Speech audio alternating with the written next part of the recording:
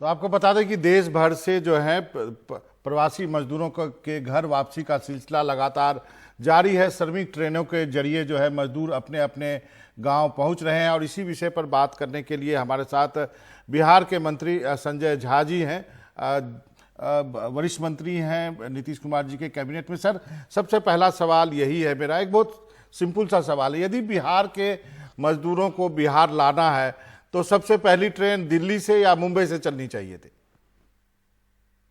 लेकिन क्योंकि आप जानते हैं कि बिहार के मजदूर काफी जगह है और जैसे जैसे मिला परमिशन उसी हिसाब से लोगों का आना शुरू हुआ है और आज भी 4,500-5,000 लोग आए हैं। जो कोटा का इतना चर्चा हुआ तो पीछे 2-3 ट्रेन तो ऑलरेडी कोटा से आ गया है और अगले 4-5 दिन में करीब 8 ट्रेन कोटा से और आएगा और 10,000 जो बच्चे कोटा में फंसे हुए थे वो 3,000 के करीब आ भी गए हैं और अगले एक सप्ताह में जो बचे हुए बच्चे हैं वहां से निकाल के आ जाएंगे। और डिफरेंट जगह से जो हमारे अफसर हैं वो हर एक स्टेट के टच में है। आप जानते हैं कि मैग्नीट्यूड बड़ा है, इनॉर्मस है जो लोगों की आने की संख्या है, तो फिर लेकिन प्रायोरिटाइज करके लाया जा रहा है। इनको यहाँ से उतरने के बाद बिहार सरकार के बस में बैठा करके जो जिस प्रखंड के हैं उस प्रखंड के क्वारंटाइन सेंटर में 21 दिन रखा जाएगा। और एक बात मैं और ऐड कर दूं, इनका जो भी भाड़ा है वो भाड़ा बिहार सरकार 21 दिन क्वारंटाइन पूरा होने के बाद जो भी भाड़ा लगा है भाड़ा देगी प्लस 500 रुपया देगी। आपने एक बहुत बड़ी बात कही कि आपने कहा कि कोटा से और ट्रेन आने वाली है, तो इसका मतलब हम ये कह सकते हैं कि क्या आने वाले कुछ दिनों में बिहार ने अपने सारे बच्चों को कोटा से निकाल लिया है? मेरे ख्याल से एक सप्ताह में लगभग कोटा से सारे बच्चे निकल जाएंगे। अभी भी 3 ट्रेन आ चुका है और अगले एक सप्ताह में 7-8 ट्रेन और आने वाला है। ऑल टुगेदर 10-11 ट्रेन, मतलब एक ट्रेन में 1,000-1,100 के आसपास रहता है, तो लगभग सारे बच्चे निकल जाएंगे। एक मेरा सवाल आपसे ये भी है कि जो आपने कहा अब कि किराया दिया जाएगा क्वारंटीन होने के बाद, इसमें इतना कंफ्यूजन क्यों रहा सर कि किराया हम देंगे, वो देंगे, बाद में सरकार देगी, क्वारंटाइन के बाद देंगे, बीच में कांग्रेस ने कहा कि हम देंगे? ये थोड़ा कंफ्यूजन की स्थिति क्यों बनी सरकार के लेवल पे? नहीं, देखिए ये डेली के बेसिस पे चीजें चेंज हो रही है। आप व्यवहारिक बात कीजिएगा, जैसे कोटा से बच्चे आ रहे थे 2 ही तारीख को बिहार सरकार ने, नीतीश कुमार ने तय किया कि जो बच्चे वहां से आ रहे हैं उसका जो पेमेंट है वो बिहार सरकार कर देगी और कर दी 2 ही तारीख और उसके बाद वहां से आना शुरू हुआ। क्योंकि बड़ा स्केल है आने का, एक डिसीजन मेकिंग प्रोसेस है और सरकार में एक माइंड बन गया था कि भाई जो आएंगे उनको रखना भी है, उनको कोई दिक्कत नहीं हो, और जो आ रहे हैं उनका क्या रास्ता होगा।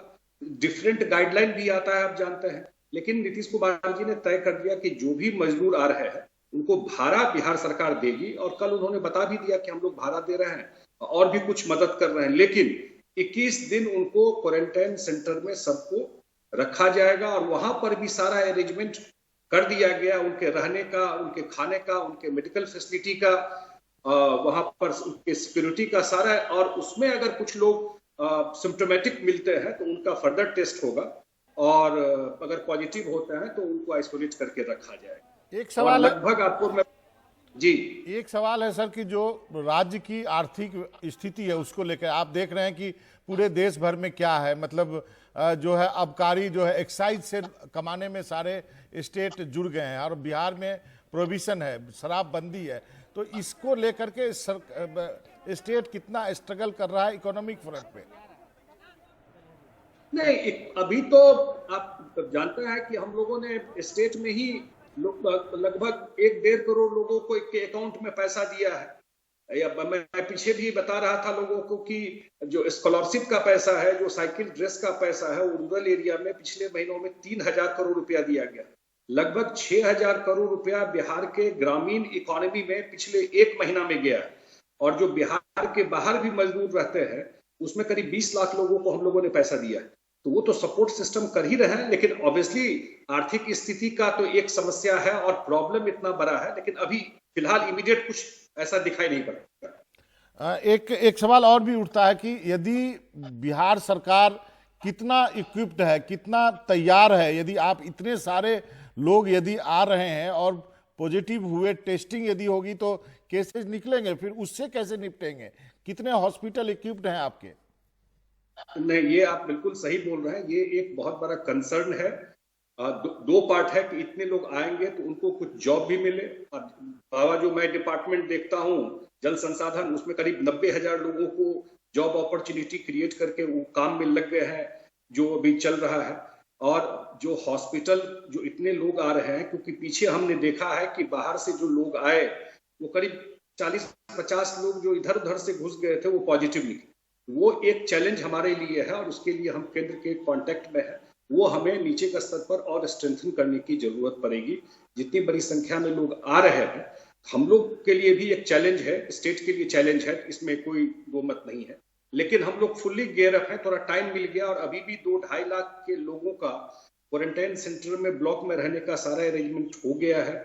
वहां पर हम लोग कोशिश कर रहे हैं कि हर एक जिला में टेस्टिंग फैसिलिटी हो।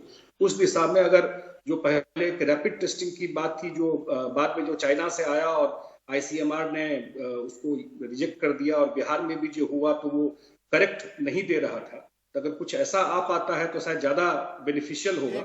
लेकिन इमीडिएटली एक बड़ा चैलेंज है। एक अंतिम का सवाल है सर, एक अंतिम का सवाल है। कई क्वारंटाइन सेंटर की तस्वीरें आई है, वो दिल दहलाने वाली है। क्या आपका ध्यान भी, सरकार का ध्यान भी उन क्वारंटाइन सेंटर्स की तरफ गया? कटिहार से कल पिक्चर आई, लोग दीवार कूद करके भाग गए।